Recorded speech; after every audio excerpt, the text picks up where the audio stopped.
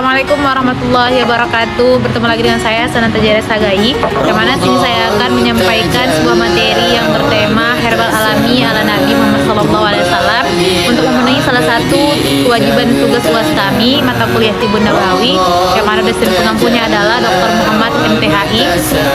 Baik, sini saya akan sampaikan beberapa materi yang diantaranya adalah sebagai berikut. Nah, yang pertama itu adalah kurma dan zaitun, yang mana dua hal tersebut sangat sering disebutkan di dalam Al-Quran. Pada hadis Nabi juga berbunyi bahwasanya, yang mana hadisnya berbunyi kalau Rasulullah SAW, man tasabbaha fi kulli yawmin sab'a tamratin azwa la yadurru fi dzalikal yawm summun aw sihrun. Yang mana artinya barang siapa yang meminum 7 butir kurma azwa, maka pada hari itu dia akan terhindar dari sihir dan kejahatan. Nah, di mana jenis-jenis kurma tersebut itu ada beberapa jenis. Yang pertama kurma basah. Kurma basah itu adalah kurma yang mana dagingnya itu tebal, kadar gulanya tinggi, dan kelembapannya juga tinggi. Manisnya juga kadar gulanya itu tinggi tadi kan. Kemudian ada kurma agak kering, yang mana kelembapannya sedikit lembab, akan tetapi bukan kering banget, dan kadar gulanya juga tipis.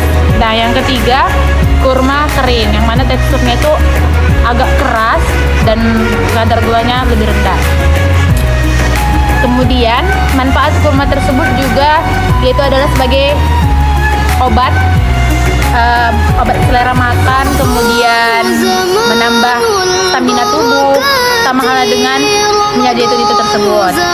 Nah, minyak zaitun itu tersebut juga memiliki khasiat yang mana bukan hanya sebagai obat untuk kesehatan tubuh saja, tapi juga dapat menjadi bahan tambahan dalam penyedap rasa, kemudian menyembuhi luka luar. Dan kadang juga mengonsumsi minyak zaitun itu tersebut bisa langsung ditelan atau dioleskan saja, dan bisa juga untuk menjadi alternatif pengobatan luar seperti urut. Nah, kemudian kita akan masuk ke tema yang kedua tentang habatus sauda atau jintan hitam. Habatus sauda ya, hadisnya yang sering sekali kita dengar bahwasanya habatus sauda adalah obat dari segala penyakit kecuali kematian. Akan tetapi hadis ini sering sekali dipahami secara literal atau absolut, sedangkan ulama dan para medis memahaminya bahwasanya habatus sauda itu adalah obat potensial, bukan hanya obat tunggal. Nah, kandungan habatus sauda itu sendiri adalah untuk penyembuh imun, inflamasi, kemudian menjaga stamina tubuh. Nah, penyakit yang dapat dibantu melalui obat tersebut diantaranya adalah gangguan pernapasan, antivirus, antibakteri, kemudian membantu mendukung kesehatan jantung serta sistem imun. Nah, yang kedua kita akan membahas tentang zanjabil, yang mana zanjabil itu sendiri adalah zanjabil itu sendiri jahe itu sendiri terbagi menjadi dua, yaitu jahe merah dan jahe putih, yang mana jahe tersebut memiliki kandungan yang berbeda, yang mana kandungan yang lebih kuat khasiatnya terdapat pada jahe merah, yang mana dia tidak hanya digunakan dalam sistem atau tidak hanya digunakan dalam penyedap rasa atau penambah rasa makanan, tetapi juga lebih utama pada pengobatan. Nah, manfaat jahe itu sendiri adalah sama seperti zanjabil, habatus sauda, yaitu membuat meninggikan imun, kemudian memperlancar pernapasan, tenggorokan, menjaga stamina tubuh, karena pada jahe itu sendiri terdapat atau dapat memberikan rasa hangat. Nah, penjelasan selanjutnya adalah madu, yang mana madu adalah cairan yang dari nektar bunga yang diambil oleh lebah.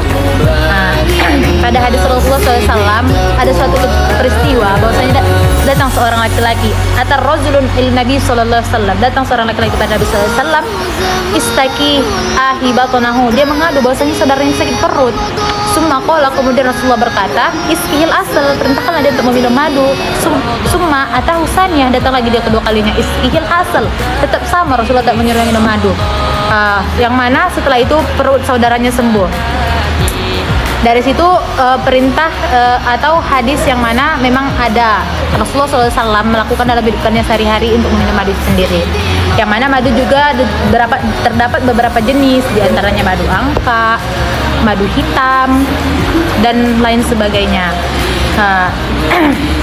Manfaat madu itu sendiri adalah dapat melancarkan radang tenggorokan, kemudian mengobati diari, obat luka kering dan sebagainya.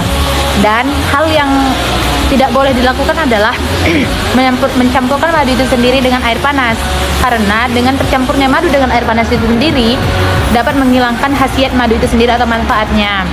Akan tetapi untuk air hangat madu tetap boleh untuk digunakan atau digabungkan. Nah, waktu-waktu yang baik untuk menggunakan madu adalah saat pagi dan sebelum tidur. Atau saat perut masih kosong, karena itu dapat penyerapannya lebih bagus. Maksudnya dapat menyembuhkan kayak penyakit asam lambung gitu. Nah, kemudian madu boleh dimakan langsung tanpa campuran. Nah, penjelasan berikutnya adalah kutsul hindi dan saffron, yang mana kutsul hindi tersebut adalah sejenis akar tanaman yang berwarna kehitaman serta memiliki aroma yang tajam dan memiliki rasa yang pahit serta kepedas-pedasan, yang mana kutsul hindi tersebut itu berasal dari wilayah daerah India. Akan tetapi kutsul hindi juga terdapat pada hadis yang mana bunyinya sebaik-baik obat adalah hizamah dan kutsul hindi.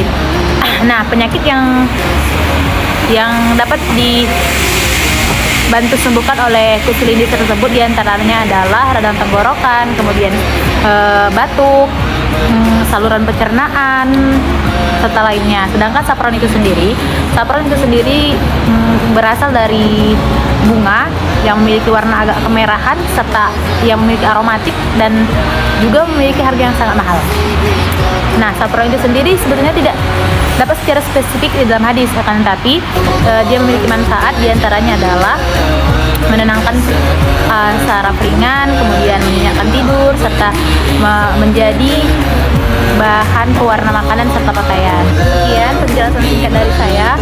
Kurang dan janggalnya saya mohon maaf, karena di sini saya sedang lagi belajar. Terima kasih perhatiannya. Wabillahi taufiq wal hidayah. Assalamualaikum warahmatullahi wabarakatuh.